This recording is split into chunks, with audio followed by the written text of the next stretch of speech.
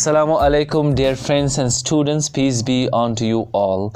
I welcome you to the latest, much awaited, and the most important episode of English Podcast with Asif. This is the 7th episode of the series of these podcasts, and this is the most significant episode for all of us, including me, not because we're talking about creative writing only, but because we have with us a much loved novelist, Shahnaz Bashir. As you all know, he is internationally acknowledged writer and has come up with 2 much adored books so far, a novel titled The Half Mother and an anthology of short stories, Scattered Souls. Let you all know that Shahnaz Bashir has been compared by his critics with great short story writers like Anton Chekhov and Saadat Hasan Manto. And also you should know that The Half Mother, his first novel, is the first novel from Kashmir which has been translated into a European language. If you want to know more about Shahnaz Bashir, I have given the details in the description box. After you are done with the episode, you can read that. We are highly grateful to you, Shahnaz sir, for taking out your precious time, for sharing your ideas and experiences with us to help us be inspired and learn much more about writing and reading.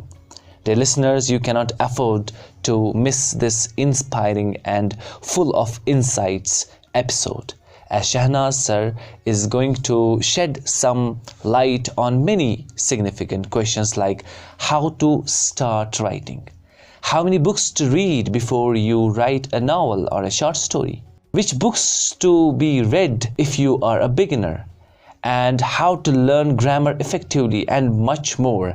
And furthermore, he has also shared some personal matters about writing, like which are his favorite writers and books, what inspired him to write his masterpiece The Half Mother, and his new upcoming book. So let's listen to sir for much more information and much more insights. So listen to this patiently, maybe multiple times, jot down the notes and apply right away. At the end of this talk of Shahnaz sir, I have a beautiful offer to share with you all. You should not miss that too. Here we go to listen to Shahnaz Bashir. Thank you very much for joining us, sir.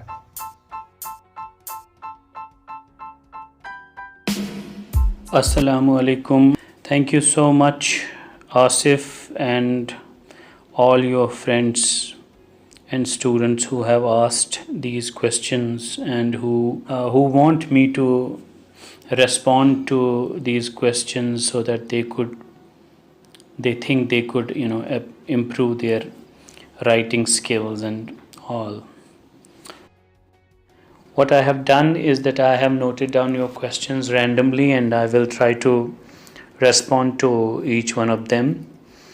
The first question that I have noted down is from Feroz Rashid. He is asking, how can I make a novel I am writing about a Kashmiri boy more real? How can I make a novel I am writing about a Kashmiri boy more real? Feroz, basically we have different genres of fiction or literary fiction, novel. Mostly people write a historical novel. That is what they fictionalize a certain part of certain history and they then rewrite it as a novel with their own insights, their own experience, imagination, and they make it come alive. Then we also have one more genre, which is magic realism, in which people use techniques which are unbelievable things happen in the novel, and but they make them read believable, sound believable. Then we have the realism genre, like it's it borrows very closely from writer's experiences and also from his personal experiences and his knowledge about things around, and he tries to write them as realistically as possible without making something, without creating miracles, or without infusing magic into the story.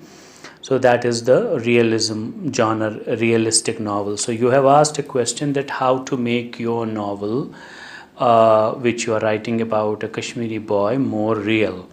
So I would rather say, first of all, I need to, you have to decide that what kind of genre, which I just mentioned, you are writing in, whether you are writing in a, if you want me to give examples, like for example, magic realism, masters like Gabriel Garcia Marquez or Salman Rushdie, or you have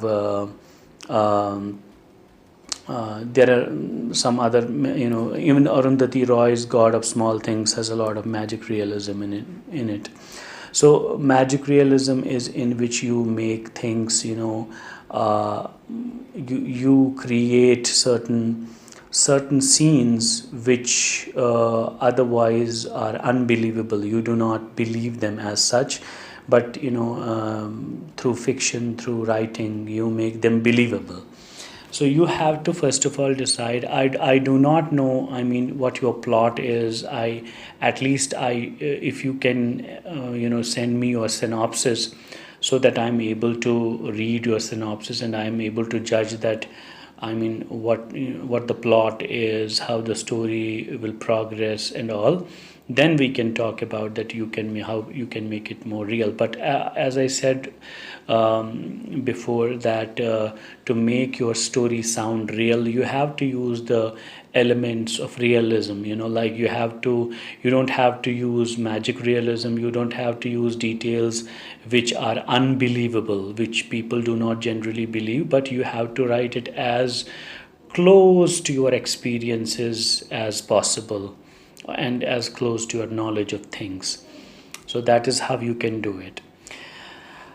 Second question is by Burhan Rashid, and he's asking, how should we make writing as our hobby? Burhan, actually, we do not need to make a hobby our own hobby. Hobbies are actually very natural. Hobby, you grow up discovering yourself, and you also discover your hobbies. You take certain liking to certain things, like some people without deciding or without taking a decision, they slowly and gradually come to understand that they like to do certain things. Like some people, they are not conscious about certain likings initially, but they do, they go to their gardens, they do things like they plant flowers, they water trees, they prune trees, they take care of everything, they water every day. So then gradually they understand that actually they are very much interested in gardening. So then when somebody asks them, what is your hobby, they say, my hobby is gardening. Likewise, we see people take interest in other things also, like you have writing, you have poetry, you have painting, you have music, you have other things, so those are what people, or some people like travel even is their hobby. So hobbies, you do not need to make something your hobby. If you found yourself liking reading and writing, that means automatically you are you want to be a writer. That is your hobby. Writing will be your hobby. So that is how you can. But of course, you can hone your skills, you can perfect your art. For example, if you discover yourself as a writer, then you also automatically will become a very keen reader, and then you will also do that everything that it takes to become a better writer in every sense. So that is how you improve upon that. Third question is by Haya Javed, and she's asking, at what age did you start writing, and when did you realize to pick it up as profession? She's asking two more questions, but let me first answer the first question, that at what age did you start writing? Oh my god, this is, I think, I don't know, if you are talking about writing novel or fiction, then I would say I think I began somewhere around 2001 or 2002, with some short stories, of course. If you're talking in terms of overall, in terms of non-fiction as well as fiction or overall writing, I think it was from I think 1999 2000, but it started taking a good shape later on. That's how it began with me.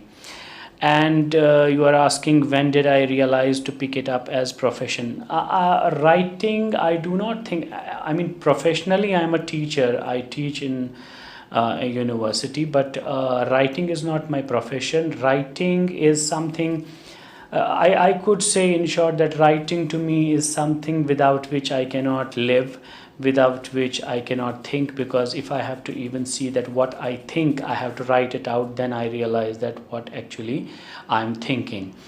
Writing to me is also getting rid of a burden. Somehow I feel that as if it's my responsibility to write, because I am made to be a writer, so I have to write, there is no other way.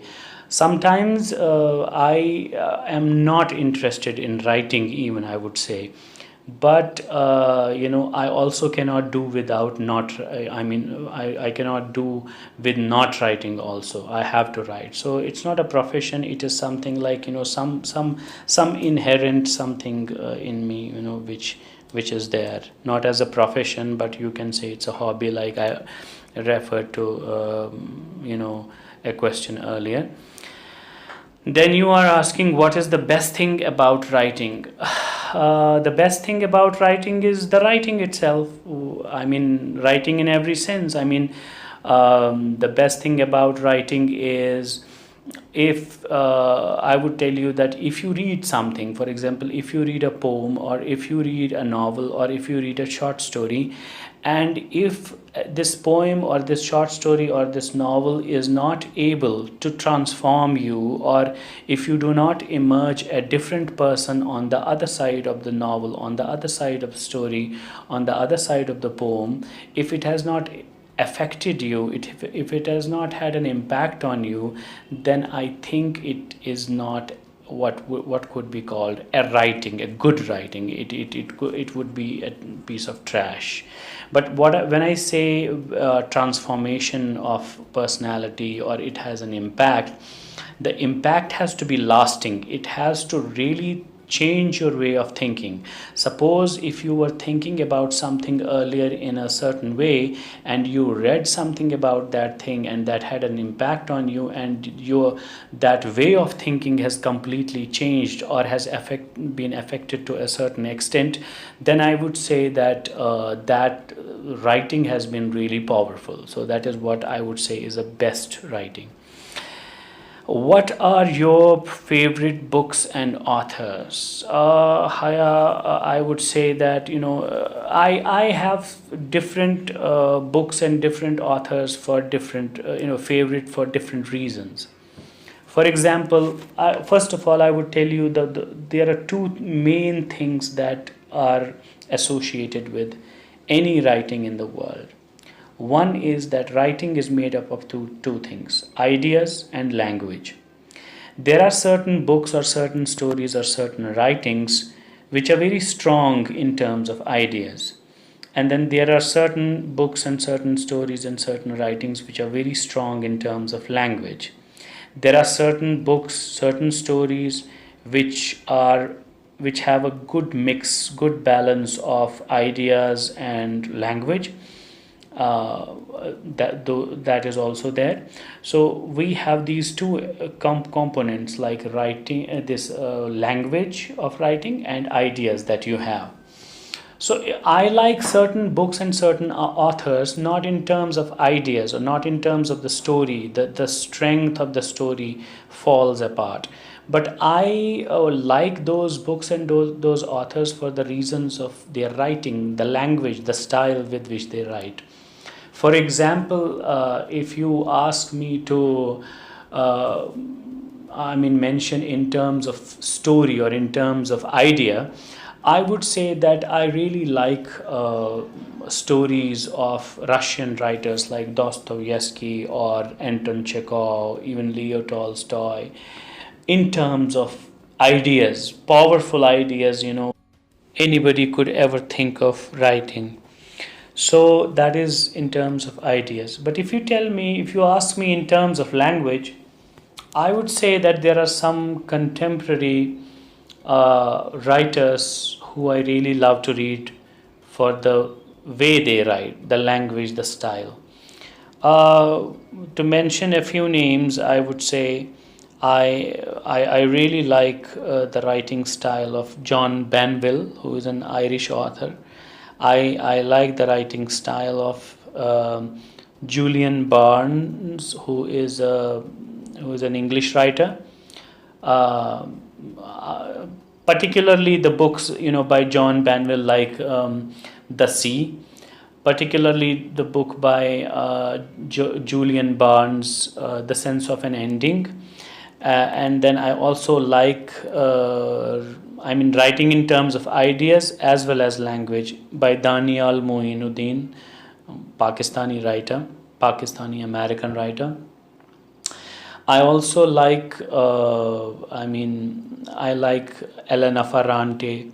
So these are a bunch of authors I really love. The sheer writing, the style, the writing style, the language for which I like these authors and their books.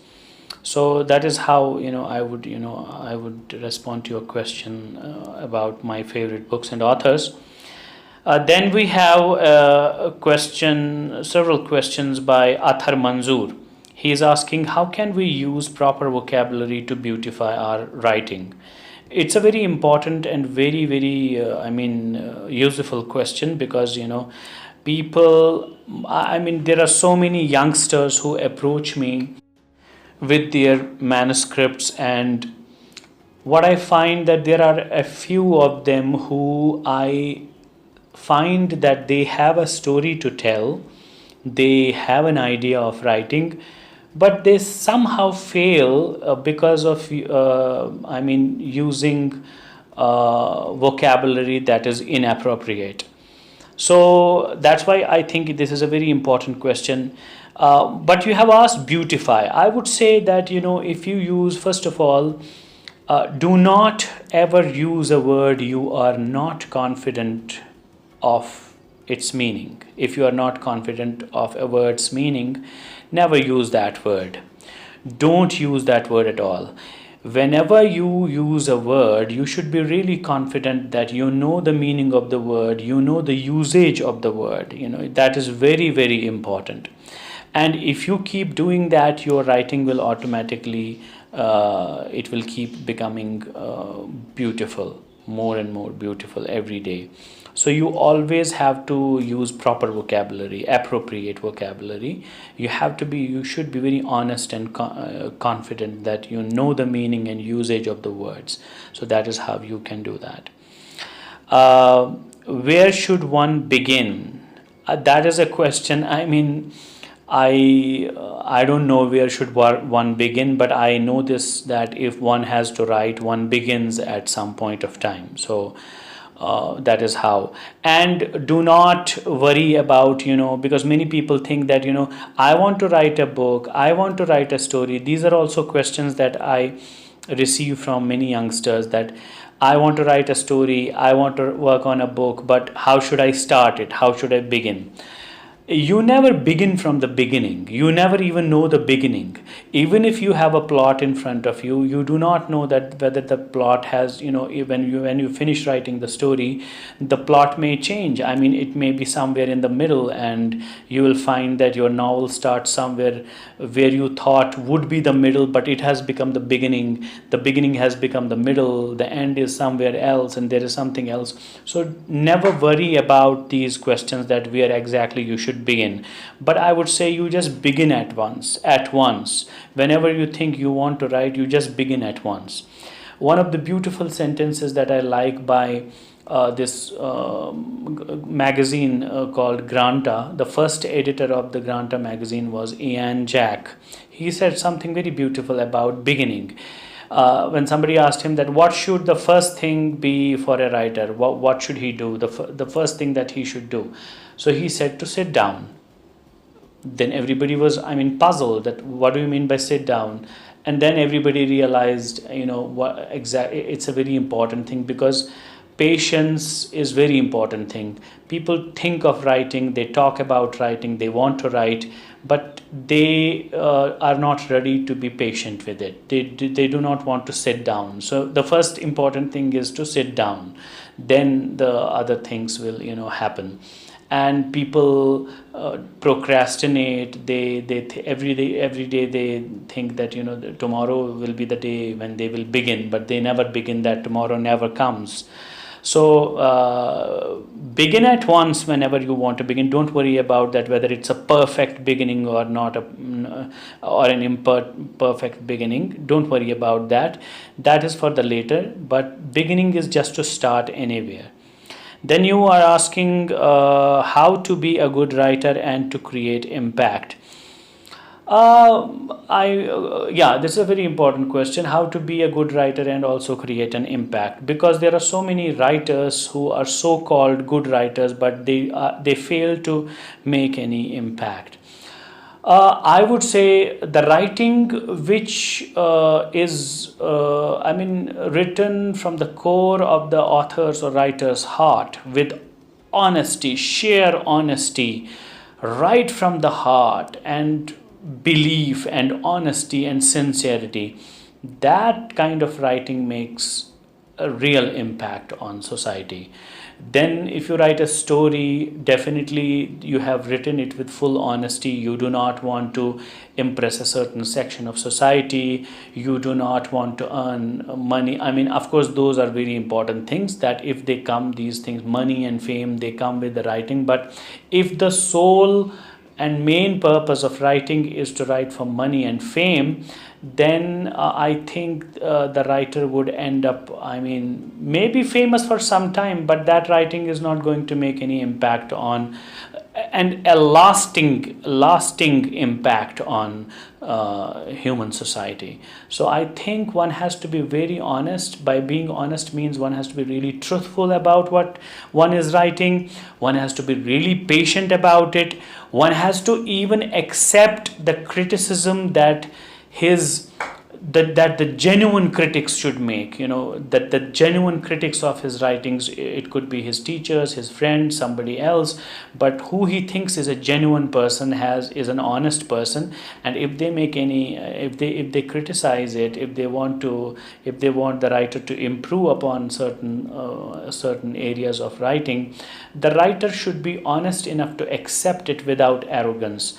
And I believe that if you do that, that is what honesty, when I talk about being honest, being truthful. So when one does that, when one writes with all the truthfulness and sincerity, patience, and believes in what one is writing from the core of his heart or her heart, that writing is definitely going to be a good, impactful writing. Then I have a question from Ayat Arif.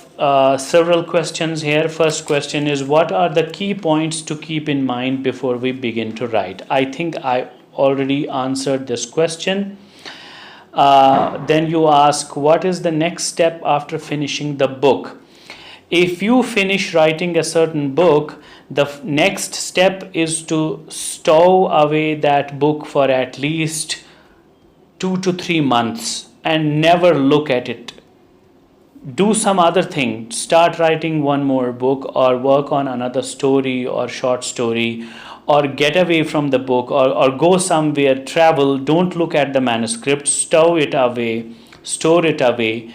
And after 3 months, when you return and you look at your manuscript, you will definitely find so many things that need to be changed and worked upon. That is the immediate next step once you finish writing the book, the manuscript. Then there are other processes, the process of editing, polishing it, that will come with that. So that is what is the next step. Then you ask, what inspired you? You are asking me this question. What inspired you to write The Half Mother? I was not inspired to write The Half Mother, but I would say I was rather impacted or affected, or you could say I was agitated, I was stimulated to write this book. Actually, I did not have a perfect idea of a novel. What I should write when I wrote The Half Mother. I just began writing, and during the course of writing, I think I had written some 30 pages, and I really did not believe that whether that was going to be fiction or non-fiction. And during that course, I realized that I had a story to tell, and that is about this lady whose son disappears in the custody, and she does all what she can to search him, find him.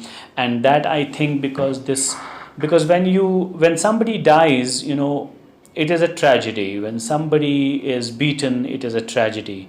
But it is a certain tragedy. There is certainty in it, because we know that the dead is not going to come back. We know that there is a certain certainty attached to it. But with disappearance, there is no certainty. It is a tragedy as well as uncertainty. So it gives loneliness to the people who belong to the person who has disappeared. So I thought on all these things, and then slowly, and the process of writing is very messy and very, very complicated. I cannot give you a very simple answer of how I began, how it became a novel, how I arrived at this idea that I have to write this. I had not a perfect plot in my mind. I had nothing in my. It just went on, and I kept discovering myself, and that's how it happened. Then I have a question from Shaukat Wani. He is asking, how or can suffering and or comfortable lives shape a writer? Very good question.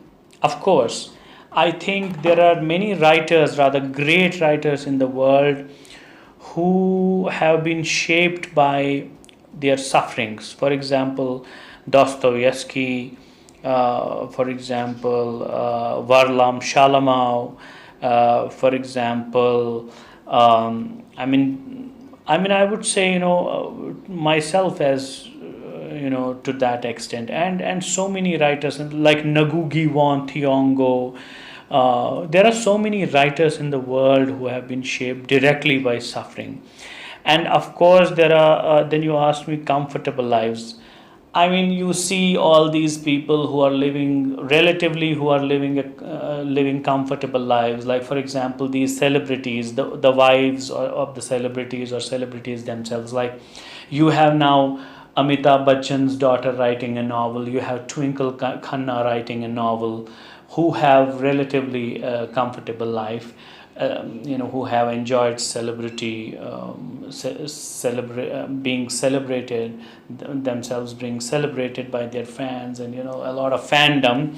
But that does not mean that if you live a comfortable life, you do not have a story to tell. But there is one important thing, of course, like you cannot expect Jhumpa Lahiri to write tragedy, because she has come from, she is a diaspora, and she's come from India. She has lived in US, and she has had a relatively different kind of life, I would say. So you cannot expect a very tragic story. Rather, she made a mess of tragedy in her novel The Lowland, in which it is very, there are some factual errors also. Even about Kashmir, there is a factual error in her novel The Lowland. Like, she says that the Moe Muqaddas Tehreek, which was about when Moe Muqaddas was stolen from Hazrat Bal, and people started, protesting against it. She has described this incident in her novel, that actually the Moe Muqaddas Tehreek, the protest, it was a Hindu-Muslim communal, tension, riots happened. So that is not, that's how, people, who are not familiar, who do not know, do a lot of research, they end up writing factual errors. And then if you read Lowland, and if you know anything about Maoism or Naxalite movement in India, you'll find she has absolutely a very childish and peevish opinion about what is happening in the heart of India, and who Naxals are, and very a kind of a lopsided statist position which is there. So that's why I think, of course, suffering and comfortable life can shape up a writer, but in their own ways. Then we have several questions by Mehwish Mushtaq. The first question she's asking is, when did you first realize that you wanted to be a writer? I think I have, answered this question to an extent, but I will again, answer this in a different way, because you are asking realization. I was very young. I think I was in my 7th or 8th or 9th grade when I have said it before as well, that I would write in my, because usually in our schools there is this custom of mugging up, cramming up everything. That's what we call learning, knowledge. But that's not actually being being educated, because we do not know what we remember. We think it's all memorization of things, but least of understanding, very less. So I would, in my own way, in my school days, I would try to understand the lessons from history or science. Then I would try to answer in my own words, which was absolutely disliked by my teachers. But one teacher, who did these private tuitions, and I would go, because in 90s the schools would not completely function, because because of the shutdowns and curfews and crackdowns and other things. And he made a remark in a group of students of which I was a part. He said that, look at this guy, he is always responding to questions in his own way, and it's absolutely different from the others. So that was the day when I became conscious of my responding to things in my own way. I think that was the first time when I was not, I did not realize that I wanted to be a writer, or I am a writer, but only this small thing that I write, I think I respond in my own way, in my own way. Then you are asking, how long does it take you to write a book? This is a very complicated question, because each book is different. There are books, there are writers who claim to write books in a week. For example, this British-Japanese writer called Kazuo Ishiguro, he wrote the Booker Prize winning book Remains of the Day in a week. That's what he claims. And then there are other writers who claim to have written their books, some of their books within a week or a month. I don't know how they did it, or how they do it, or whether it should be done or not, but I think the book will determine the length of time you have to devote to writing it. For example, for my first book, for my first novel, I began in November 2009, and I ended up publishing the book, and in that I ended up publishing the book in 2014. So in between you can count there are 5 years, and those 5 years were writing, editing, then finding a publisher, being rejected, then trying, struggling, finding, then again going for editing, several drafts, then all this, the whole process of writing, and it took me 5 years. The second book didn't only took 2 years. I mean, I was already working on my second book when I was yet to publish my first one. So it took 2 years, and then the third book is taking a lot of time, because it has been 2016 the last time I published my first book. My second book.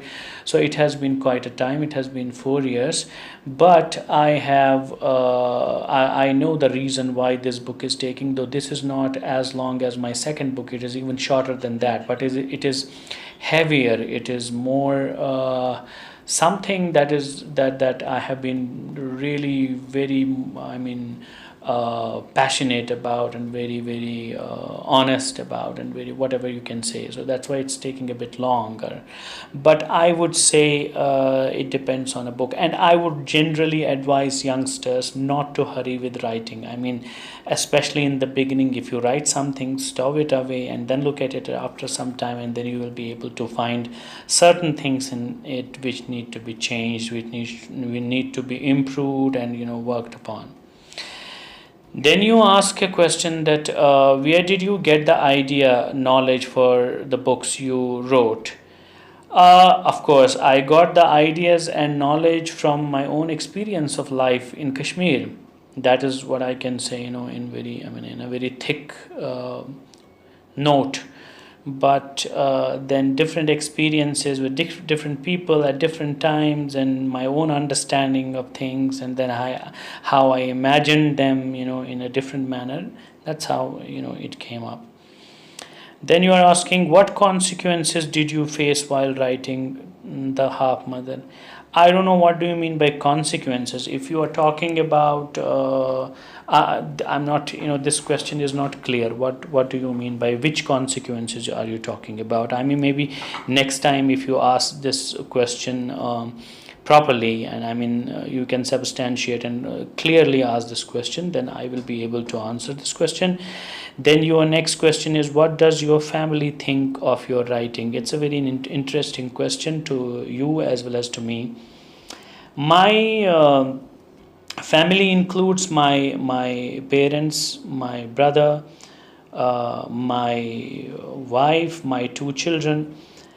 They all have different regard to my writing.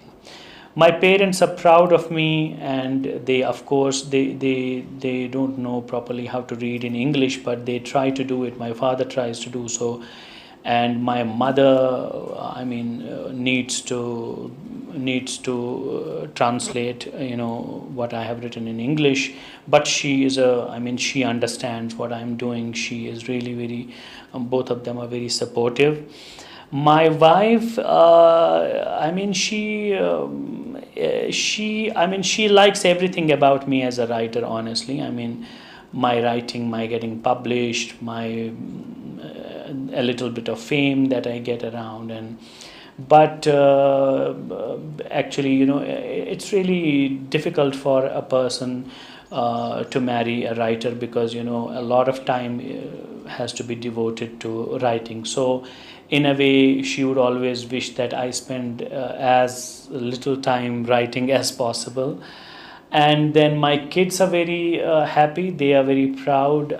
They always flaunt about the fact being sons of a writer, and my books and all. So I think that is how it's a different. And then my friends and other, they of course they love the idea that I write. Then you ask me the next question is, what was that most surprising thing you learned while creative writing? That's very interesting. The surprising thing about creative writing is the creativity itself. Like, sometimes I wrote a sentence and I regarded it with disbelief. I couldn't believe that I could write such and such beautiful sentence. And sometimes I wrote something I really regarded myself in disbelief, that how can I write such bad sentence. That also happened. So the most beautiful, the surprising thing about creative writing is that you learn your own creativity by expressing your creativity. Then you ask, what makes a good story? Yeah, that's an important question. A good story is which is readable, which is universal, which is something that has a very deep advice, very strong reason in it, that a person, when somebody reads it and realizes that this story ought to be written. If this story were not written, so it would have been really it would be really unjust. So some people, when you read certain books, for example, I'll tell you, if when you read the small book like Metamorphosis by Franz Kafka, you really believe and you like this idea that it is important that this book should have been written, and thank God it has been written. This story has been told. So after you read certain stories, you really realize that these stories, the story you just read was very important to impact, to affect certain people, to transform, to make them think, to provoke them. So that is why that is something that can make a story a good story. Then you ask, did you always want to be a writer? Always, I don't know. No, first of all, I had no idea that I will be a writer, I will write novels. Not at all. No, nothing crossed my mind ever that I would be something like a writer, when I grow up. That never happened. I think certain things happen very accidentally. You discover yourself at some point of time, but and that's also very surprising. But it's not like you planned. It's not like you ask kids in Kashmir, what do you want to become, and all of them would say doctor or engineer or like that. I think that is the only certain thing with us, but that was not with me. Then you ask a question that did you all no you ask a question, how can I become a better writer? I think I have answered this question earlier when I talked about honesty and truthfulness and all. Mavish. Then we have a question by Harman Fatima, and she's asking, as we think of writing a story, we often get confused about where to begin. Now, again, the question is begin. Which part of the story to write first, and how to put those plot shifts and time shifts in place? Harman Fatima, I think I have thoroughly responded to this question earlier, so I think you can refer to that. Then we have a question like, how should we fall in love with reading? Which is a really beautiful question by Jalib. Jalib, it's not up to us to fall in love with reading. It's up to the writer. If the writer, the story is like, if the story is beautiful or the writing is very beautiful, then I think you will definitely feel yourself falling in love with the writing. So it depends on the writer. Then we have a question by somebody called, I don't have a real name here, it's called Let's Smile Smile. The first question is, what suggestions would you give to those who love reading and wish to write as well but have no confidence to begin? I think in some ways I have answered this question earlier, but you are asking what suggestions should I give to you so that you start loving reading. The same thing as goes for if you start reading good books which have beautiful ideas and beautiful language, I think that's what will make you love reading books more and more. And that would automatically over a period of time also train you in terms of writing. You will also begin writing, and then gradually you will also be confident about what you write. So I think, and that is a long process that will happen. Then you are asking, are you also interested in poetry? I am interested in poetry, honestly. I will tell. And then you are asking, have you penned any? First of all, yeah, I am interested in poetry. I personally am really impacted by Urdu poetry or Kashmiri poetry. I have not been, really very deeply been impacted by poetry in English. However, beautiful or strong and deep it has been. But yeah, of course. So yeah, I am interested in poetry, and I have penned poetry in English, in Urdu, as not much in Kashmiri. I think one or two poems only. But of course, yeah, I am interested in poetry. I also think poetry is a very important part of literature. Then you're asking, if yes, do share with us. Of course, I'll try to share poem with you. Maybe at the end of this podcast, I will read one of my poems, which will be for you. Then you are asking, what are the books you have written? Other books, I have only written 2 books so far, and I am working on my third one, which is about to be completed, the whole process. So it's called The Disease. So for now, I can only give you the name of the book. To find out what I have written, you will have to read the book. Then you are asking, what books would you recommend to the youths and students? That's a very important question. I think for students, and when you are a beginner, you should read the following books that I am giving a list of. For example, you should read short stories of Leo Tolstoy. You should read a book called Things Fall Apart by Chinua Achebe. You should definitely read a book called Sophie's World by Jostein Gaarder. He is a Norwegian writer. Then you also have books like Old Man and the Sea by Ernest Hemingway. Then you also can read the book like 100 Years of Solitude by Gabriel Garcia Marquez. And you must read this book called Metamorphosis. But this is a small list of books. If you begin with, then we can go ahead with other ones. Then you are asking,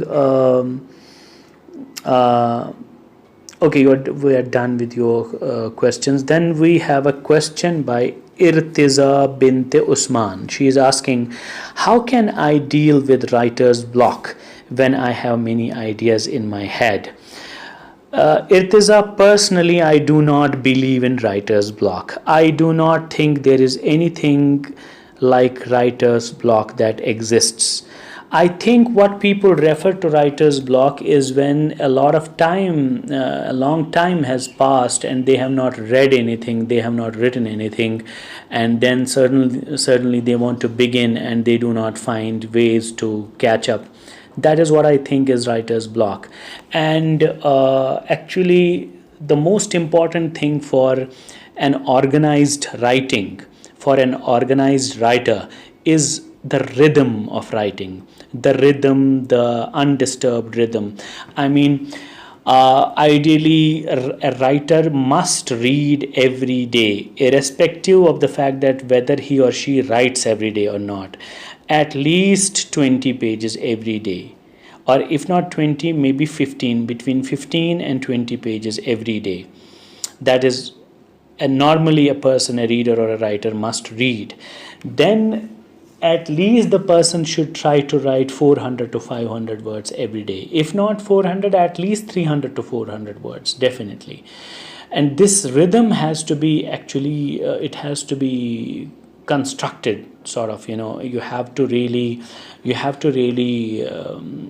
develop a habit of writing and reading.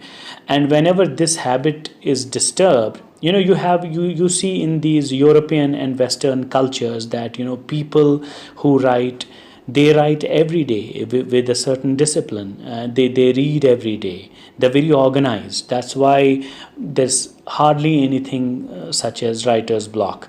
But with because those cultures are very rich in terms of writing and reading. Our culture, preferably, in this part of the world, in Kashmir, we have only been, educated for the last 75 or 80 years. We have been literate and reading English language only for the last 30, 40 years. Before that, it was Urdu, and, so it's very difficult, our writing and reading culture, that too in English, is still developing. So we are yet to adopt and yet to adapt to this, to the culture of reading and writing, and develop a rhythm, and not only develop but sustain that rhythm. So that is very important. That is what I think is what I can call writer's block, otherwise not. Then you have a question, what does it take to develop your own voice? That's a very important question.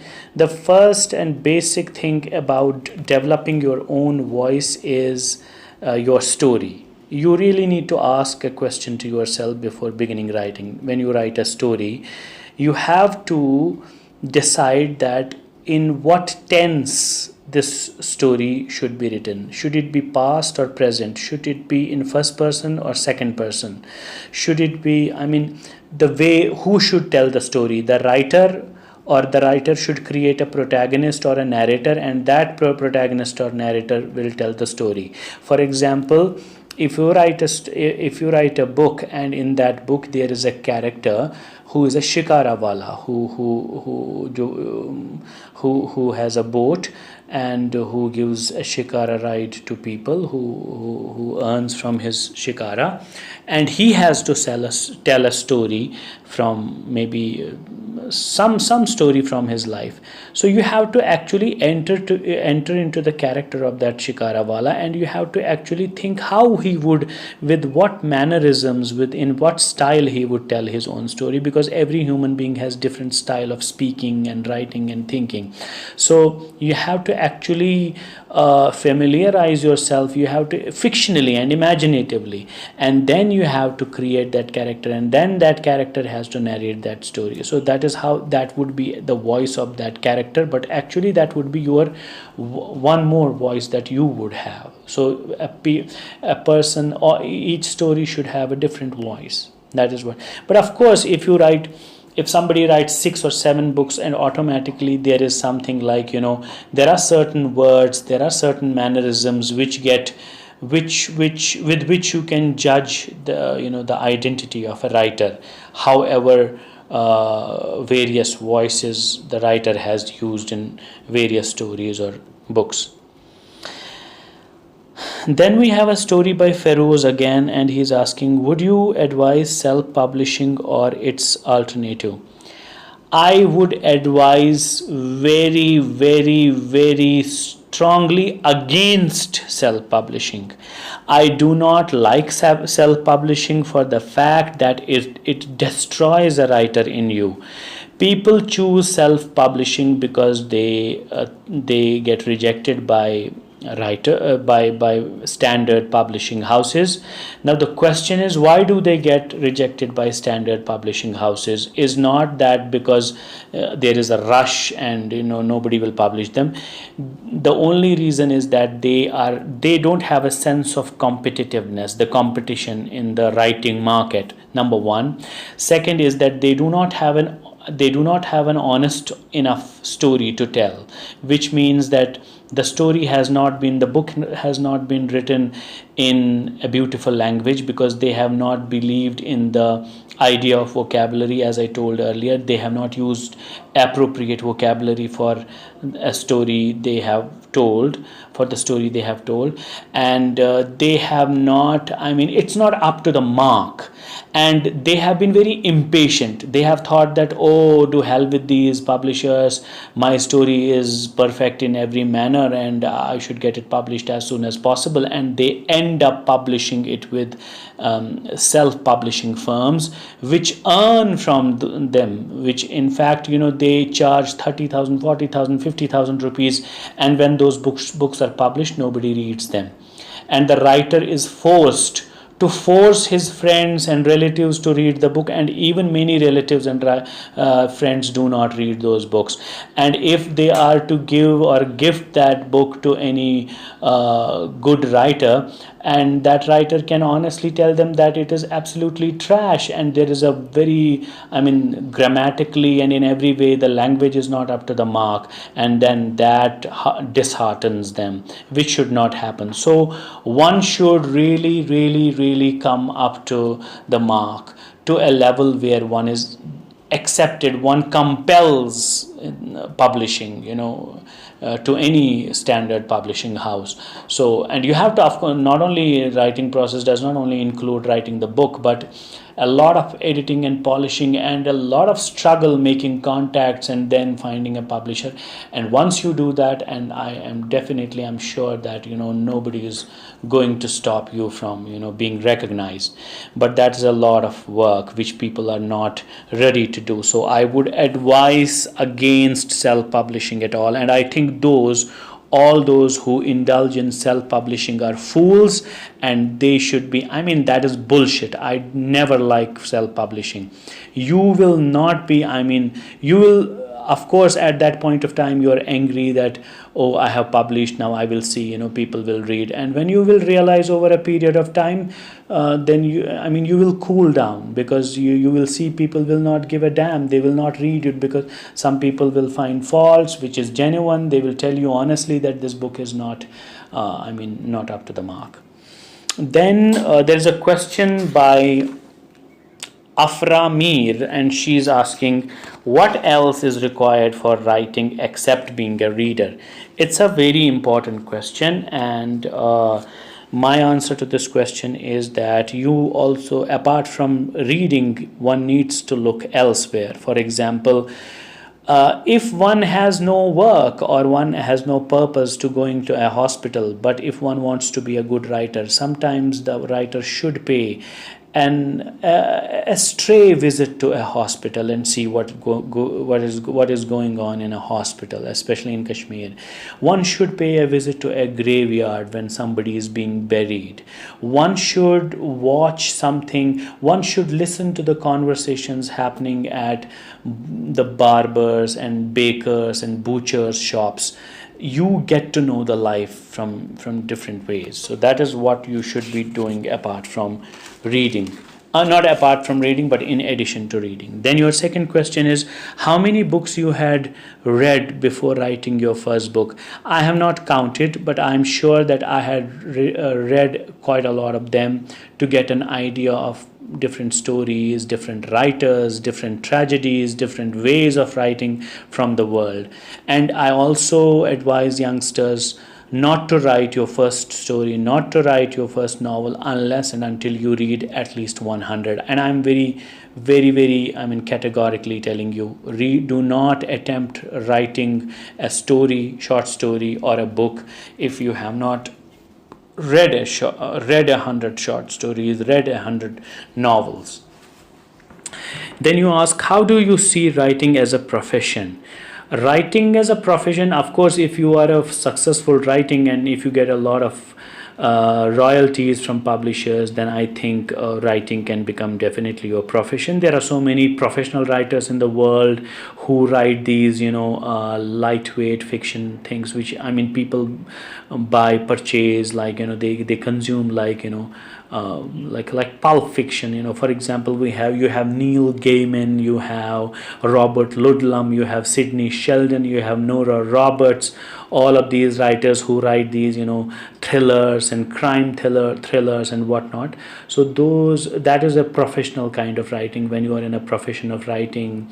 Or to an extent you can say even J.K. Rowling also is a professional writer, because once you are very successful with fame and royalties, the money you get, and you think you can sustain your life on, you automatically become a professional writer.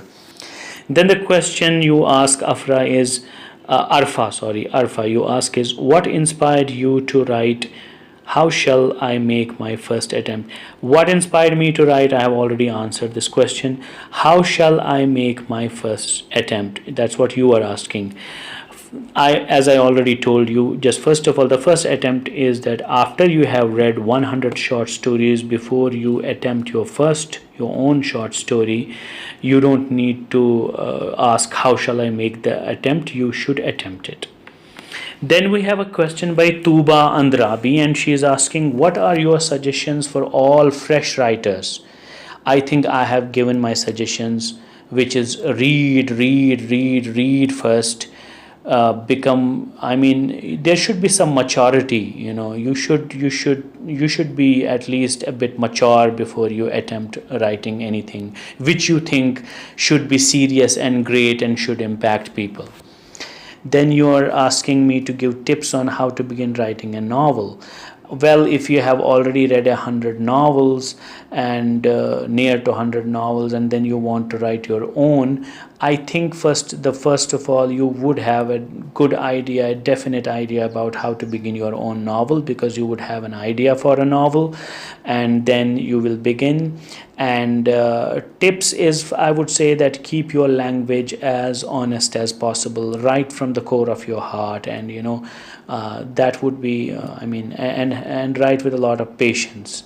That is the tips. And in technical terms, do not use a lot of adjectives, do not summarize your story, but as they show, the most important and most beautiful tip that is given to any writer is show, don't tell. You don't need to tell, you need to show us what you want to tell. So show, don't tell. Then we have a question by it's a question from Habil Hamid, and he's asking, after spending 10 to 12 years in school reading and writing in English, the majority of students are not able to speak and write the language fluently. Why? Because we are not familiar to the English culture, because it's not only the language, you also have to be in a practicing society, which practices a language, which speaks it, day in and day out, everywhere, anywhere, at any time. That's why we have not been able to speak and write it frequently and fluently. So once you are in a certain culture of a certain language, of course automatically you will write frequently and fluently.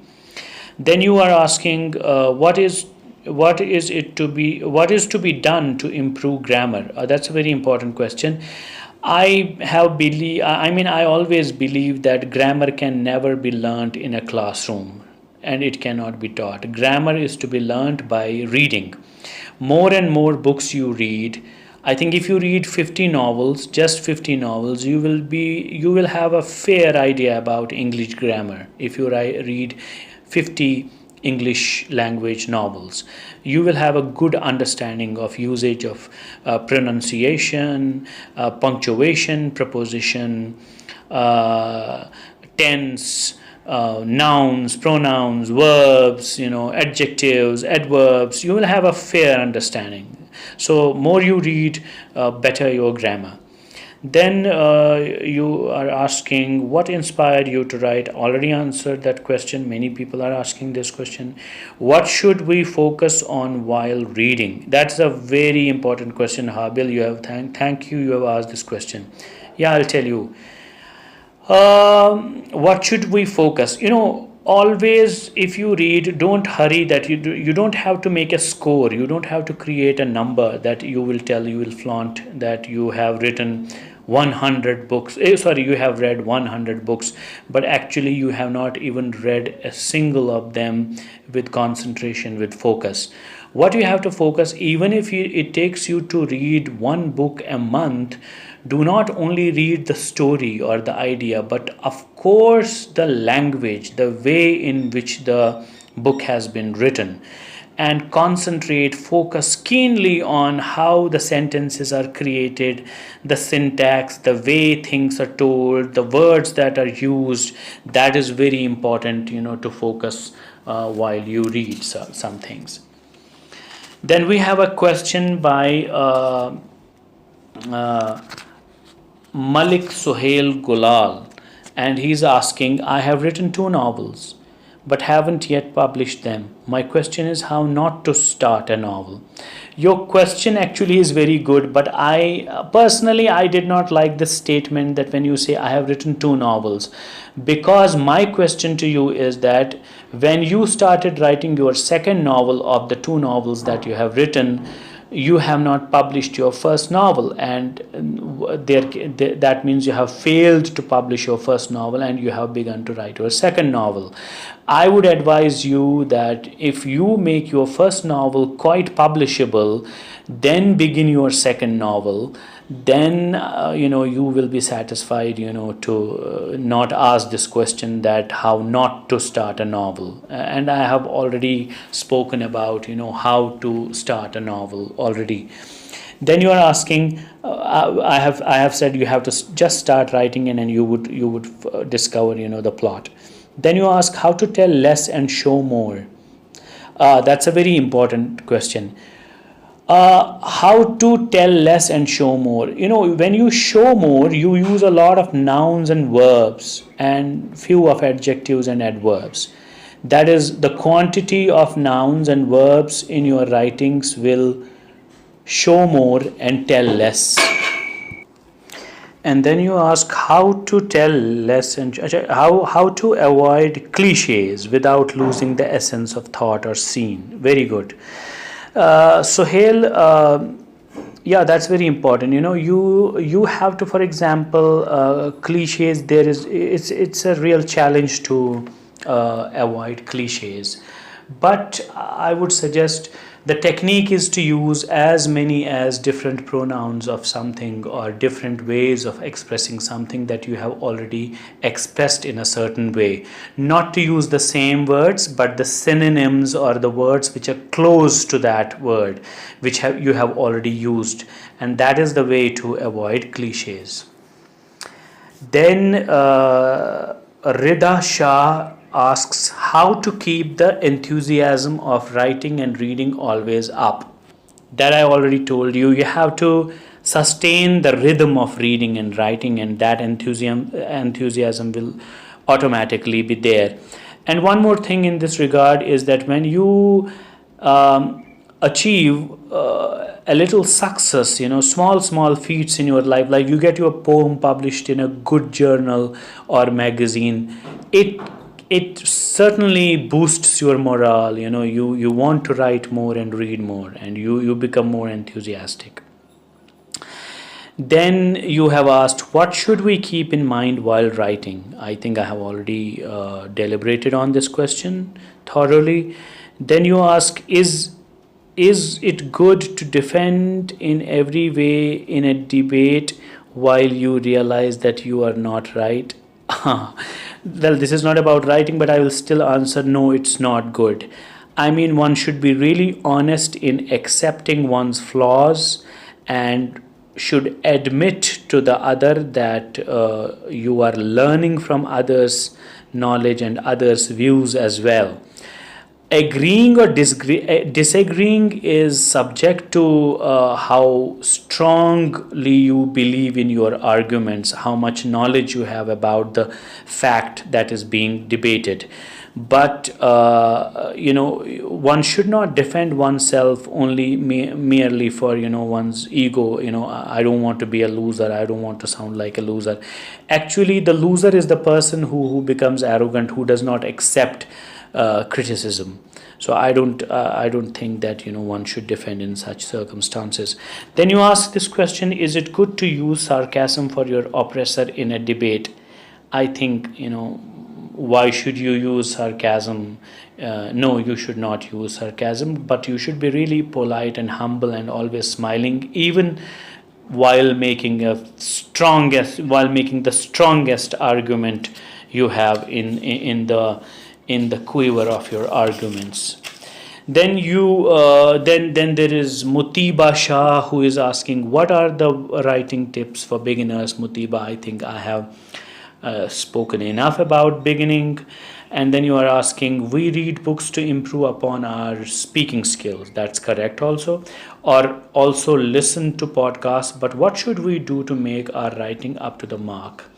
I think reading and discussing it with your friends, that is how you can make it up to the mark. You can make your writing up to the mark because you will discuss all the pros and cons of your writings, whether it falls in a certain context, whether it abides by the rules of language and grammar, whether it syncs with the ways in which people write stories, all these things together. Then we have a question. I don't have the name here, but there are several questions. First question is how to find exact words for what we want to tell and show in creative writing. This is such an important question. I will, speak from my own experience. It took me at least 8-9 years to find exactly what hark is called in English language. I am talking about those years, those days when nobody knew what Google is all about, when internet was very new, and I had to go to these bookshops and read dictionaries because I didn't own one. I didn't have one. We didn't have a lot of pocket money to buy one. So it took me a lot of time. Now it's just under your fingertips. You just, in Google, even if you don't use your fingertips, you can ask the Google to speak about, the word, whether the meaning and images you will get. So it took a lot of time. But why I'm saying so is I'm just trying to tell you that it is really important to spend as much of time as possible in finding what you are searching, but not to use it, without the meaning of the word. So of course you need to know the exact word for an exact feeling or exact thing. You need to do a lot of research, ask friends, read books, listen to conversations. Then you will definitely, Google is a very good resource, to do that. Then you are asking, what are the things to be taken into consideration for character description? Very good question. The things to be taken into consideration is that you have to exactly imagine the character. You have to see the character's face, the body structure, the height, the mannerism. You have to all imagine it, because once you decide that you have certain characters in your story, try to sit back for some time, close your eyes and see your character in your mind. See the face, see the body, see everything. See the nose, eyes, ears, teeth, hairstyle, height, the way the character talks. Then also the sixth sense, the character, how much intelligent the character is, what is the profession of the character, what is the caste, what is the name of the character, what name you want to give the character, not because that name suits or syncs with the meaning that the character is all about, the personality determines. But sometimes we have odd names. We have people who are called Adil, but in their personal lives they are very unjust. So they don't, this Adil does not suit. But of course we have sometimes characters, suppose we have Nadeem and we really find them polite, but that doesn't happen always. We have randomly, named people.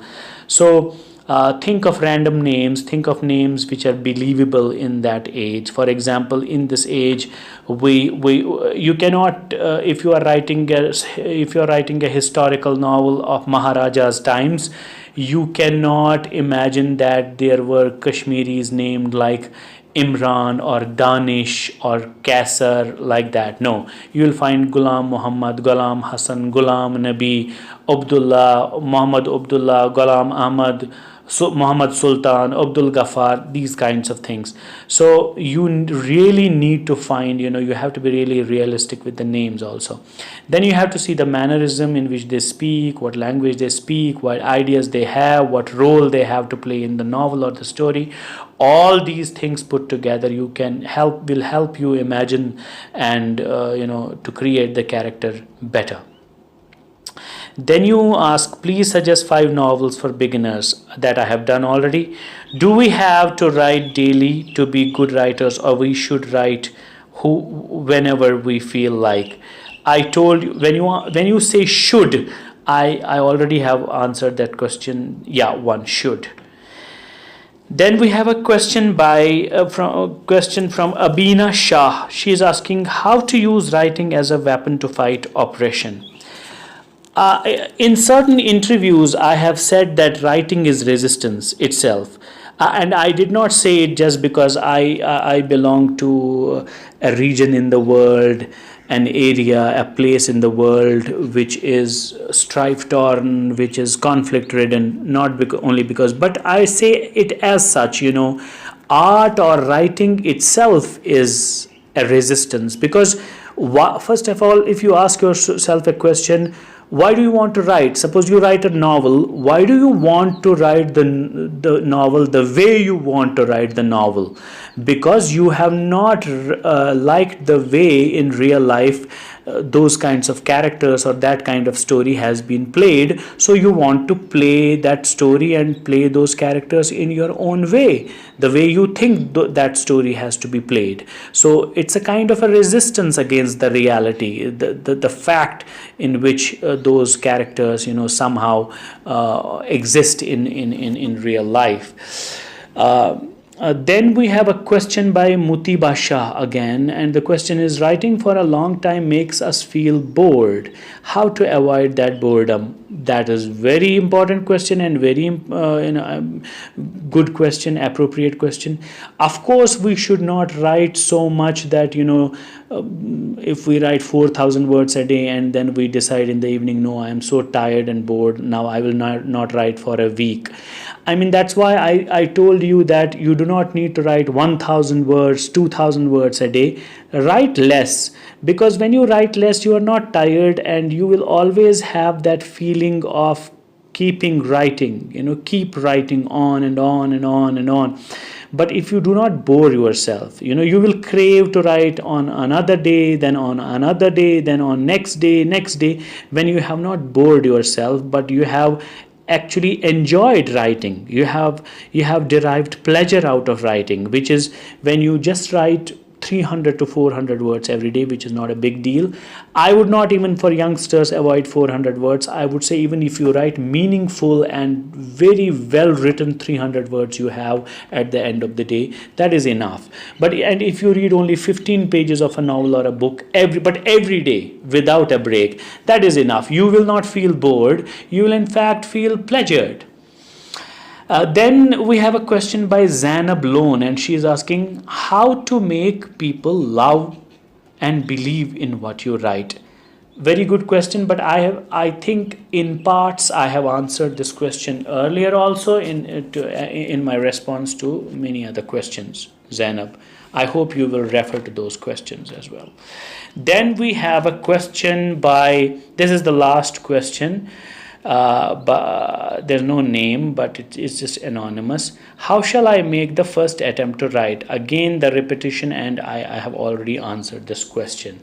So this is I mean, how basically we deal with writing and reading, and how we become good readers and good writers. And I really hope and trust that you will be benefited by my opinion, my own experiences. What I have spoken is out of my own experiences, out of my own knowledge, and whatever little knowledge I have about writing and reading. And I hope this advice is going to help you in certain ways in your own pursuance of writing and reading.